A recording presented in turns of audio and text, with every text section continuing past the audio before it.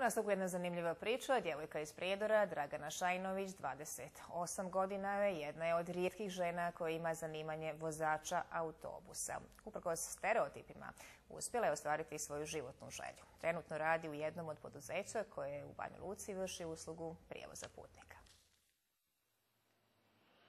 Nakon završene mašinske škole u Prijedoru stekla je zvanje vozač motornih vozila, te je poslije položenih kategorija dobila vozačku dozvolu za vožnju autobusa. Na samom početku je imala problem sa pronalaskom posla, te su je odbili u Prijedoru, potom u Banja Luci, nakon čega je primljena u mjestu Bočac, gdje je i ostala u radnom odnosu.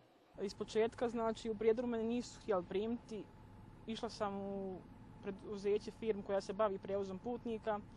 Smatrala da adekvatno ne mogu obavljati taj posao. Tražila sam u Banja Luci s jednoj firmi. Nisu me primili, ošla sam u Bočac, tu su me prihvatili i tu sam za sad i ostajem.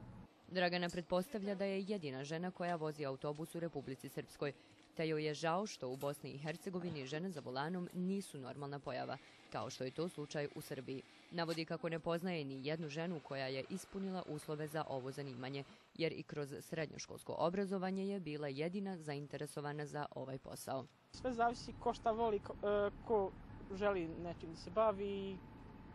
Ja od mali nogu vozim auto, tako da nije problem ni autobusa. Da. Bilo je raznih reakcija putnika na liniji, od onih koji su bili oduševljeni Draganom do onih koji su se plašili kako će ih jedna žena voziti. Jedna od putnika je Naida Purić, koja se vozi već 17 godina linijom na kojoj Dragana sada radi. Naida je navela kako nije bilo jednostavno, ali da je s vremenom navikla. Vozim se sa gospođom, a šofer, ko svaki šofer, a možda vozi bolje nego muškarac. Šajinović je zadovoljna poslom koji obavlja, ne samo zato jer radi posao koji voli, već su tu i veoma dobri odnosi sa kolegama kao i putnicima. Ima 10 godina vozačkog staža iza sebe i ne predstavlja joj problem voziti druga vozila.